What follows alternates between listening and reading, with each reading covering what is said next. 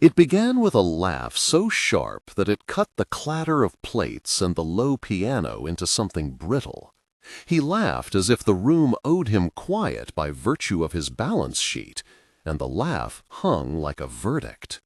Marcus Hale said the words and meant them as a currency test.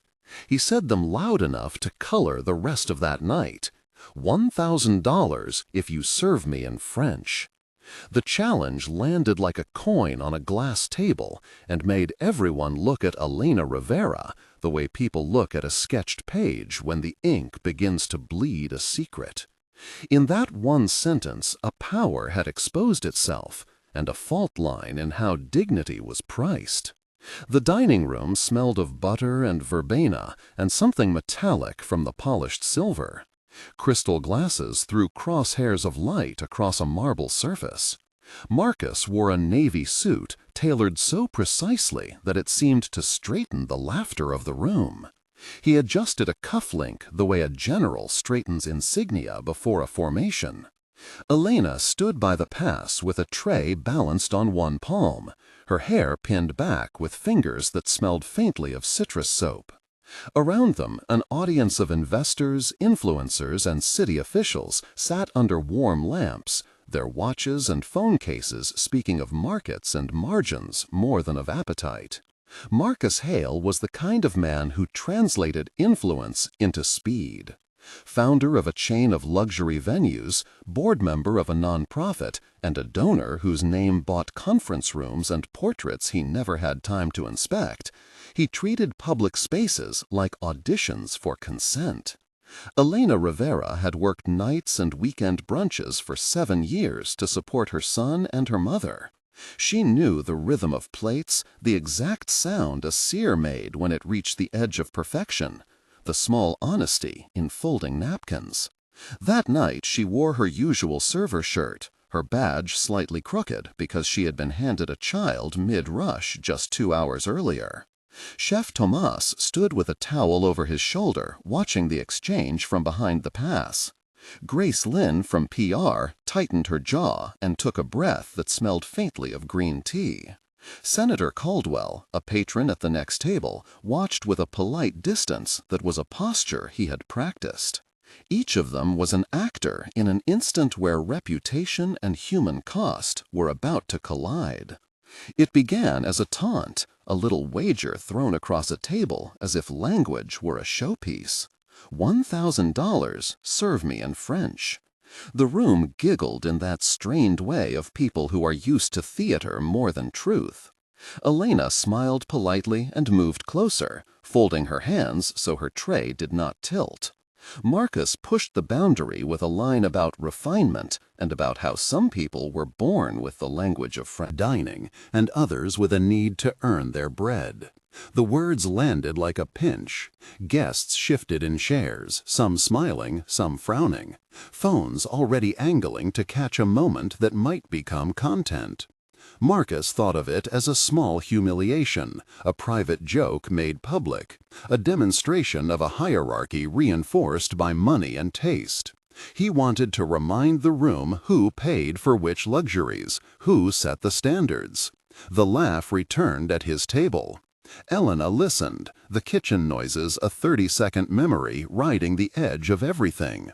Then she did something none of them expected. She answered in fluid French, then added in the same sentence a name he had not said in public in a decade. The atmosphere thinned and the laugh curdled. The name was specific enough to prick ears and precise enough to send color from Marcus Hale's face. For a man who had built his life around certainty, the crack that opened was sudden and private and dangerous. The reaction was immediate. The chatter around the room quieted and became a crowd of faces waiting for view. Grace Lynn immediately reached for her phone, but hesitated, a hand hovering as if to stop a spill she had not yet seen. Chef Tomas came forward, wiping his hands on a towel in the way people do when a private matter becomes a public problem. Senator Caldwell folded his napkin into a small rectangle and stared at the way the light caught his ring. Guests murmured into their sleeves in fragmented sentences that could be edited later into outrage or jollity. Marcus stood, the smile cracking into an expression of counting loss. Elena stayed calm, the French wrapped in a voice that was neither performative nor defensive. It was an explanation, a memory, a marker. From what had been intended as a performance of superiority, a rumor unspooled, and soon there were whispers of contracts, of leases, of a construction bid in a district the size of a neighborhood and an overlooked environmental clause. A small jibe turned into a public tender of reputation. The room that had arrived to consume food and status now considered consequences. That moment did not end at the table. Within 24 hours, the clip had migrated from a private feed to a dozen timelines, and then to the local morning show. Social media lanced through interpretations and slow-breath commentary. People debated whether it was a prank, a trap, or a reckoning. The initial wave of sympathy oddly favored Marcus for about 24 hours, because powerful people often get that courtesy. The second wave began to examine the details Elena had named, and the name she had spoken resonated with people who tracked municipal contracts, and with neighborhood organizers who had smelled neglect for years. Suddenly, a small serving challenge became the first domino in a sequence that would test contracts, company policy, and the private ledger the city's favors. Meanwhile, Marcus found that his options narrowed. The cameras favored context, and the context was unkind. It is one thing to be mocked in a dining room. It is another to have a small truth pull tight enough strings to reveal a pattern. Elena had not aimed to unmake him. She had answered a provocation, and in doing so she had given other people language to question choices Marcus had long taken for granted. In the days that followed, two vectors emerged. On one side, Marcus assembled his teams. On the other, Elena returned to her shifts and to a life that had no PR manager. Marcus called Grace Lynn into a conference room that smelled faintly of lemon cleaner. They spoke in a cadence of crisis management that tries to translate pain into a plan. Grace suggested staged apologies, controlled interviews, a donation to a community arts program, and perhaps a video segment where Marcus took a cooking class under the watchful eye of a celebrity chef. Marcus listened but felt a different impulse. He wanted to understand the cost, to parse the claim, to put facts on paper. He demanded an internal audit and a review of the contracts related to the neighborhood Elena had mentioned. That review would later be called by others a scramble for evidence, but to him it was a method to restore order. Elena received no calls. Her phone buzzed with messages of support and with strangers offering rides or sandwiches. Chef Tomas texted to say he was on her side and sent an emoji that indicated solidarity. Ramon Ortiz, who worked the coffee station at a sister venue, posted a short video praising Elena's composure, and that clip would in a week be characterized by commentators as the moment public opinion started to tilt. The initial division hardened into a public tug-of-war between optics and accountability. Then came a private request. Marcus asked to speak to Elena away from cameras. Grace made arrangements with a tender professionalism that looked practiced. Elena agreed out of curiosity, and, perhaps, a hope to see if a man with power could be reasoned with. They met in a small room off the kitchen, where the smell of garlic lingered, and sunlight came through a high window and made squares on the linoleum. The scene was designed to be neutral, but both knew it was not. Marcus opened with a form of apology he had drafted that morning. Elena listened, arms crossed, a small bruise of distrust in her posture. Their conversation did what private conversations are meant to do. It stripped away the audience, but left the stakes intact. Marcus spoke about the contract and about the pressures of investors. He admitted he had used jokes to show superiority. He also said, haltingly, that he had never intended to harm a person. Elena replied with a description of a life where sums were not numbers, but calendars of rent and doctor's appointments. She talked about how jokes like his condensed a wider culture into a single moment that could take years to heal from. Marcus asked questions. Elena answered. Chef Tomas hovered near the doorway and, at one point, leaned in to offer a simple cup of coffee, as if to remind them that the human scale has often been reduced to the consumption of status. In that private exchange, a fragile agreement took shape. Not a truce, but a negotiation. Marcus proposed funding a community retraining program and asked Elena if she would be willing to participate in a series of workshops that would inform the company's approach to hiring and community investment. Elena said she would consider it only if the program was transparent, community-led, and if she could nominate people to be part of it. What followed was not theater.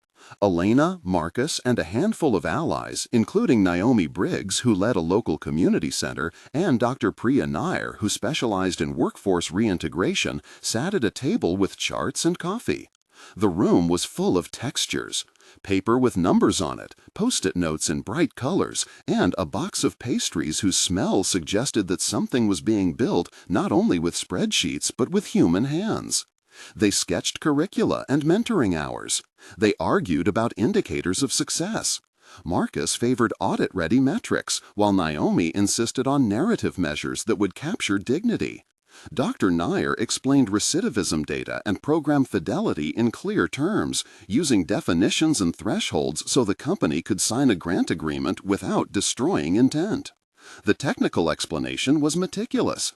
Program fidelity means delivering components as designed so you can measure outcomes consistently across sites and time. It involved baseline surveys, follow-up at 3-month and 6-month marks, and a randomized element where possible. The group agreed to pilot a program that would train hospitality workers in managerial skills, basic financial literacy, and language training. They also designed a measure for dignity that included worker reports and retention rates. Marcus signed the initial check in a way that was ceremonial and awkward. Elena watched the pen move and felt a cautious relief because the project included guaranteed hires and a commitment to transparency that required quarterly public reports. The practical work began with immersion. Marcus agreed to spend time in the back of the house, not as a PR stunt, but as a personal experiment signed into the terms. He wore a server's apron and discovered the cadence of service, the small rituals that keep a restaurant moving, the elbow grease, and the patience in wiping a table for the umpteenth time. He started early with tasks that were monotonous and humbling. He learned how to fold napkins so that they sat like small flags, how to carry a tray of 3 crowded glasses without trembling, how to read a dining room so that you could anticipate a request. Elena taught him how to listen. A table in a way that made people feel seen, not rushed. Their exchanges in the service line were long and detailed. Marcus asked about the decisions that led him to believe some lives were less costly to ignore. Elena told stories that filled the space with texture. She spoke about nights when her son's fever came and she had to choose between a shift and a hospital room. She spoke about the smell of disinfectant and the small joy of a tip that arrived with a note. In the line between dish pit and pass, they practiced language and humility. There were at least 10 full conversations in that period, each one like a lesson, extended and interlocking. Elena explained the math behind tips and schedule instability, and Marcus shared insights about budgeting when your numbers had to satisfy investors every quarter. Sensory details stitched their days together: the clang of pots at dawn, the steady thump of boots in the delivery area, the coolness of a glass of water offered after a long shift, the citrus scent of Elena's hand soap, the metallic tang of a grill cleaned under hot water. Each of these details accumulated into understanding. Simultaneously, the company's leadership room turned into a theater of resistance. The board met in a conference space where the lights sat across framed art and expensive furniture. Executives like Harold Finch and Ava Mercer argued about brand risk. Harold measured fallout in stock equivalents and advertising cost. Ava worried about the optics of a leader doing frontline work. Other executives suggested reducing the grant size, recasting the program as a community benefit contribution, or hiring an external firm to manage communications. Marcus found himself at the center of a debate that had moral and financial weights. He had to weigh the potential reputational loss against the long-term gains of a structured reinvestment into neighborhoods that had been excluded from prior development. He argued using phrases that combined empathy and projection. He insisted on measurable outcomes and on being transparent about the company's role. The meeting was long and bristled with data.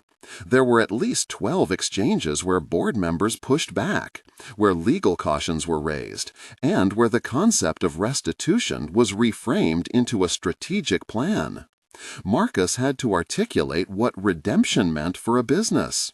He landed on language that combined legacy with accountability and offered a two-part strategy. First, immediate action through hiring commitments for the pilot. Second, structural change through a revised contracting policy that required community impact assessments for new projects. The board negotiated and then acquiesced. The decision was not unanimous, but it was decisive. The pilot program called Serve Forward launched with small cohorts. Names mattered in the narrative, and we must record 5 of them because stories anchor policy to people. Ramon Ortiz, who had earlier supported Elena, trained as a floor leader. Naomi Briggs coordinated community outreach. Dr. Priya Nair ran the workforce curriculum. Julio Sanchez, a laid-off maintenance worker, took the language modules and within 6 weeks was promoted to oversight of vendor schedules. Maria Alvarez, who had been returning to work after a break, obtained a stable shift pattern that allowed her to enroll her son in after-school care. Each person brought a history and a dignity, and each spoke in short testimonies at the first community meeting. Their stories were used not as spectacle, but as data points and as moral proof. The pilot tracked retention and reported a 20% increase in job stability in the first 2 months. This was not a miraculous number, but a directional one. The program published quarterly reports and promised transparency while continuing to refine curriculum and to expand mentors. Press attention shifted from scandal to study and then to stories about people who were offered a pathway out of precarity. But the change came through tension as much as through planning. Marcus faced legal challenges from partners who felt their contracts might be disrupted. There were public critics who accused him of performative atonement. Opponents hunted for inconsistency. In 2 tense hearings, the company's legal team fused technical language with human testimony to frame the program as evidence-based and warranted. Those hearings lasted long enough that the audience heard specific technical descriptions. The legal descriptions explained that the program used basic elements of program evaluation, including baseline measurement, control groups where possible, staggered intervention schedules, and fidelity checks. Each element was described so delegates and auditors could follow the logic. The technical explanation lasted a few minutes at hearings, but it grounded the pilot and allowed funders to accept the evidence. Those minutes mattered because when numbers were tested by public auditors, the program kept showing incremental improvements. Moments of real crisis tested conviction. A story leaked that a subcontractor had bid low by cutting corners on safety at a site tied to Marcus's earlier agreements. The revelation triggered a public outcry and forced Marcus to visit the site at dawn. He saw rusted railings and sloppy welds and felt a visceral shame, as if his hands had smeared grease on a place he wished were immaculate.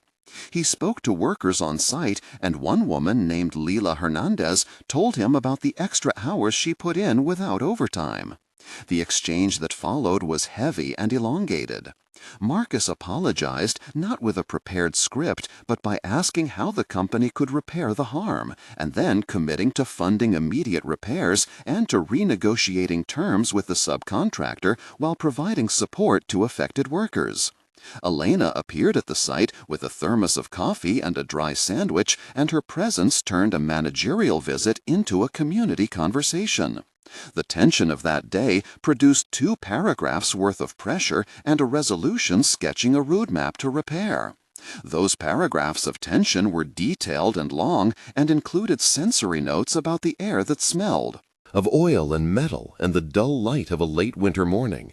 As pilot results accumulated, the company adjusted policies. Hiring goals were institutionalized. Contracts required community impact assessments, and a portion of vendor payments were indexed to workforce retention rates. Marcus made public statements of responsibility and created a small foundation that invested in worker training and community-owned enterprises. Naomi Briggs and Ramon Ortiz became board advisors. Chef Tomas ran a kitchen lab that trained people in culinary management. The numbers mattered. After 6 months, the pilot reported an increase in worker retention of 33% and a meaningful reduction in scheduling volatility. Stories anchored the statistics. Julio Sanchez, who had once been evicted, was now mentoring 2 new hires. Maria Alvarez enrolled her son in a vocational program. Lila Hernandez received back pay and a safer work site. These were concrete, measurable changes that began to shift public assessment of Marcus's brand from one of aloofness to one of imperfect accountability. There were still voices that refused the transformation. Some commentators argued that the timing was merely tactical. Marcus accepted that criticism as the cost of public work. He said publicly that he would prefer skeptical oversight to indifferent applause. The narrative arc that began with a mocking wager had moved through a private exchange into an institutional rewrite and then into outcomes. The personal transformations mattered too. Marcus, who had once measured people by their proximity to his investments, learned to tolerate ambiguity in outcomes and to see value in incremental repair. Elena received recognition but refused the spotlight. She asked that the program keep its focus on anonymous dignity and on structural change rather than on one person's redemption. Their relationship was not a fairy tale. There were missteps and corrections and long nights of debate about budget allocations and priorities. There were at least 8 extended dialogues between Marcus and Elena over the next months, where they dissected language and policy and where Marcus learned to listen without systemizing every grief. At the point where public attention waned and the program needed sustainable funding, Marcus proposed a new contracting clause that required vendors to provide living wage guarantees and dispute resolution mechanisms anchored in community panels. The clause was technical and required an explanation of procurement rules and labor law. In a 300-word summary, the company explained that the clause would be integrated through procurement amendments and compliance checks, and that vendors would have a transition window to meet standards while receiving capacity-building resources. This technical description made the initiative feasible and allowed municipal partners to align funding. It also served as a model for other companies watching the experiment. Now a moment to break and to hear from you. You just witnessed a scene where a powerful man mocked a worker, and a small answer unraveled a larger truth. Think of a time you saw power humbled or redeemed in public. Did you feel justice, unease, or relief? Did the apology you saw look sincere or staged? Tell us a short story in the comments starting with "when I saw" and then a few lines about what happened and how it felt. Your comments help us track whether public accountability leads to real change or only to narrative shifts. Share with honesty, because these stories will inform others who are thinking about how institutions should answer harm. While you write, we will return to the timeline and see what happened 1 month later and beyond, and how the pilot continued to evolve. 1 month later, the first reports from the Serve Forward pilot were published. The community meetings had a different tone. People who had attended the initial tense sessions now spoke with tentative optimism. The program reported baseline measures of employment stability and participant satisfaction and published the names of mentors and cohort leaders. Elena had nominated 5 people to serve as peer mentors, and their names were now attached to short profiles shared publicly so the community could verify credentials and responsibility. The 1-month note was pragmatic. It acknowledged gaps, reported immediate hires, and set a schedule for the next 3 months. The smell of progress was small and domestic, like coffee and paper, and the voices in the meeting felt less staged and more human. Marcus did more listening than talking. He walked through neighborhood streets without a security detail on one afternoon and sat in a local cafe where he paid for his own drink. People looked at him differently. Some were skeptical. Others said hello, and that simple greeting measured a softening. At 3 months, the pilot released a midterm evaluation that combined numbers and testimonies. The program had improved scheduling predictability for cohorts by a measurable percentage and showed signs of reduced turnover. The report included video testimonies and a series of short interviews where 7 beneficiaries described what a predictable paycheck meant. The project was still imperfect. One vendor did not meet the new contracting clause and had to be replaced. That change was messy and affected a dozen workers who were temporarily reassigned. The management team announced a mitigation plan that included back pay and training to transition those affected. The 3-month mark revealed how accountability produces new complexities and requires nimble problem-solving. Marcus convened a panel that included Naomi Briggs and Dr. Priya Nayar to oversee the mitigation and to ensure the replacement vendor adhered to safety and wage commitments. 6 months later, the program had matured into a recognized model. Other businesses visited to study the procurement clause and the measurement framework. The foundation Marcus established had funded small enterprises and subsidies for transportation and childcare for workers enrolled in training. The data at 6 months showed sustained improvement in retention and a small increase in wages among the cohort. Stories came in that altered perception. Julio Sanchez now ran an onboarding process for new hires. Maria Alvarez was promoted to shift supervisor and used her benefit to enroll in a community college course. Lila Hernandez became a safety representative and received formal training. The narrative arc that began with a mocking bet had produced institutional changes that persisted beyond the optics of an outrage cycle. Marcus gave interviews where he described responsibility as a habit and not a headline. Elena agreed to serve as an ongoing advisor to the foundation, but declined a visibility campaign, choosing instead to let the program speak through its results. In the months after the pilot, the company codified new standards and shared them with municipal partners. Contracts included clauses that required impact assessments and community panels for major projects. The procurement process integrated thresholds for labor standards and for vendor transparency, and municipalities began to ask for those clauses in their own requirements. Academics wrote papers about the case as an example of corporate accountability, triggered by a public humiliation. Some called it a PR pivot, others called it an overdue correction. For most people directly affected, the language was simpler. It meant schedules that did not vanish without notice. It meant a supervisor who understood a worker's need for stability. It meant safety checks that were no longer optional. There were personal reckonings as well. Marcus sat in a small room months later and wrote a letter to the employees of his company. He admitted errors of habit and outlined the institutional steps the company would take to prevent recurrence. He called it an accountability letter, and he invited feedback. Not everyone accepted his invitation. Those who did, including Naomi and Elena, offered concrete suggestions and a few cautions. Marcus wrestled publicly with the idea of legacy. He said he wanted to be measured not only by growth figures, but by the dignity of those who built the company's experience. Elena continued to work and to mentor. She did not become a celebrity. She became a figure in a community board and a mentor to cohorts. Her son started at a new school and had health care secured. The arc from humiliation to program to partial redemption did not erase the original moment, but it reframed it.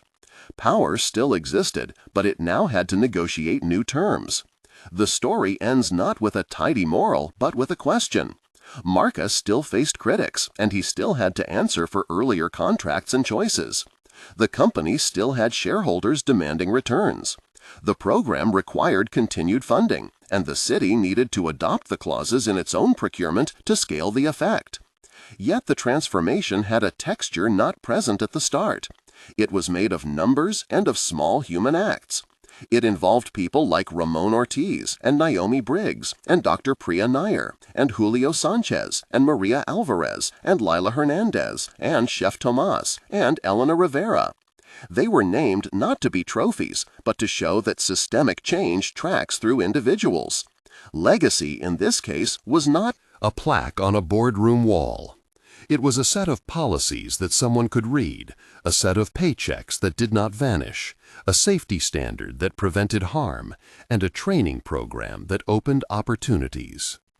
If you think about the first sentence again, you see how fragile dignity can be when a laugh is treated as a test. You also see how fragile reputations are when a truth is spoken in a restaurant and shared in a feed. The transformation that followed was messy and extended and required continuous oversight and real resources. Marcus paid more than one price. He paid in reputation, in legal fees, and in having to learn to be uncomfortable publicly. Elena paid too, in ways less visible and more durable. She paid with time and with the energy to monitor the program so it would not become a charity spectacle. Both of them ended up in a landscape that was different. They had to live with that difference and to measure their actions by whether the program continued to work. If this story matters to you, consider subscribing to follow similar stories where personal confrontation leads to institutional change. We will continue to track the Serve Forward pilot and to publish updates on hires, safety audits, and community feedback. If you subscribe, you will be notified when we release interviews with Ramon Ortiz and Naomi Briggs, and when the Foundation publishes its next quarterly report. This series is about legacy and responsibility, and about how a single remark can become the seed for systemic accountability when people decide to turn outrage into structure. In quiet nights months later, Elena sometimes walked past the dining room where the laughter had once landed, and she felt a complicated peace. Marcus sometimes cooked alone in a small apartment kitchen and thought about the day he had agreed to carry a tray. Both knew that transformation requires constant tending. Institutions can change when humans insist on it, and when there are measurable checks and named responsibilities. That is not the same as absolution. It is instead a ledger of attempts and of incremental repair.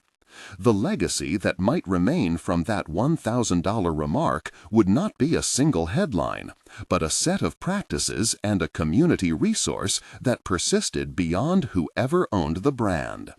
This account is based on interviews with people involved in the pilot project and on public documents generated by the company and the foundation. It combines reportage with narrative reconstruction to show how a public humiliation triggered a chain of institutional responses and how those responses created material outcomes for named individuals in the community. The final question we leave with you is this: which matters more in the work of repair, reputation or responsibility? What would you demand if power wronged someone you know? Share in the comments and keep the conversation going, because change is a collective labor, and our stories are, in the end, part of the mechanism that makes accountability possible.